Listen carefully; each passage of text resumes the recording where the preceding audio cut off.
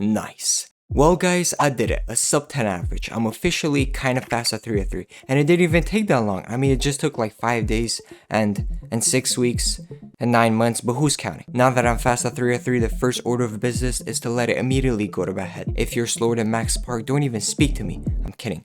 Now that I've completed the Road to Sub 10 challenge, I think it would be cool to take a look back at the history of this challenge. So this is the story of how I became sub 10. It all started in the summer of last year. I had just gotten back into cubing after a 2-year break and had just purchased the Moyu RS3M. I was averaging around 12 seconds and had one thing in mind, becoming sub 10 in comp. I've always dreamed of breaking the sub 10 barrier, and with the school year having just finished, I thought now was the time to make it happen. First, I had to find out how I was gonna do it, and after watching a couple YouTube videos, it was clear to me what had to be done. Instead of working on the whole solve at once, the plan was to focus on one specific section of the CFOM method, improve that part until it's good enough, and then move on to the next section. Once I've gone over each part of the CFOM method, I should be sub 10. Now, while coming up with that plan, I also thought this journey of becoming sub 10 is actually quite intriguing and other people might be interested in it. So I was like, you know what, I should start a YouTube channel and a series on this journey. I'm gonna call it the Road to Sub 10 Challenge. Yeah, that's pretty cool. And so, on the 8th of August 2021, I uploaded my first video. You see, since I was a baby, I had a dream to become sub 10 on 3x3. I currently average around 11 seconds, and over the next 6 weeks, I'm gonna make that dream a reality.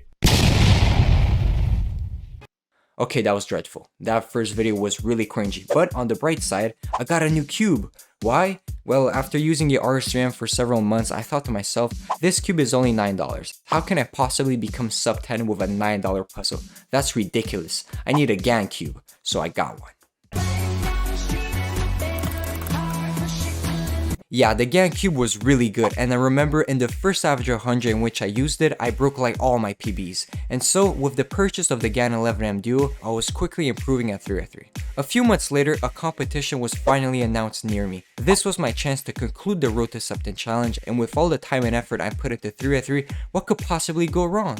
December 5th, things go very wrong. In 3x3 round 1, I get an 11-second average. Not optimal. But there's always 3x3 round 2, a low 10 average, not bad. Hopefully I can do better in finals. Oh, that was bad.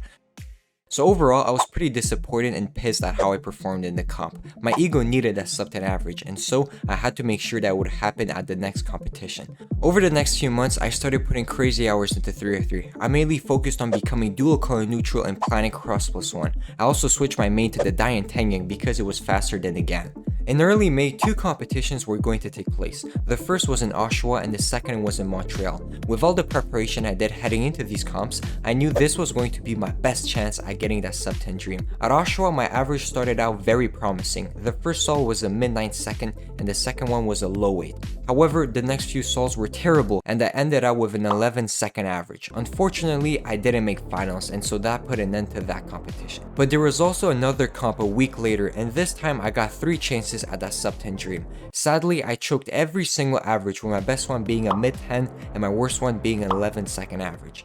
In the space of a week, my dreams were crushed. In total, I did 4 official 3x3 averages and none of them were under 10 seconds. I knew something had to change, and after a bit I did what a lot of people would do, which is to blame my failures on my cube. So for no apparent reason, I was on the lookout for a new main 3x3, and after a bit of investigating, I found out that 3 out of the 7 best Canadian speedcubers were using the Moyu RS3M. Yeah, that cheap $9 cube that I previously stated wasn't good enough for me. Well, apparently it was good enough for these top speedcubers. With that in mind, I decided to give my RS3M another go. So I set the cube up, and to my surprise, it was actually good. It was slower than the Tengyang, which made it more controllable and thus better in high pressure situations like competitions. Speaking about comps, the next one that I was going to attend was just around the corner and was probably the biggest competition of 2022. It's obviously the North American Championships. Yeah, that's right, I got to see Maddie's incredible 3.08 second single in person. I also got to meet Z3 Cubing,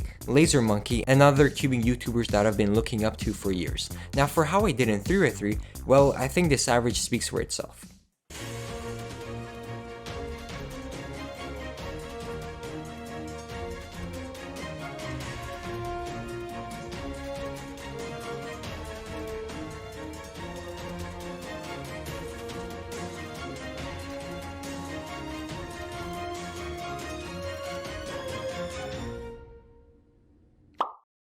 Well guys, after almost a whole year, I finally got that sub 10 average and the challenge has officially ended.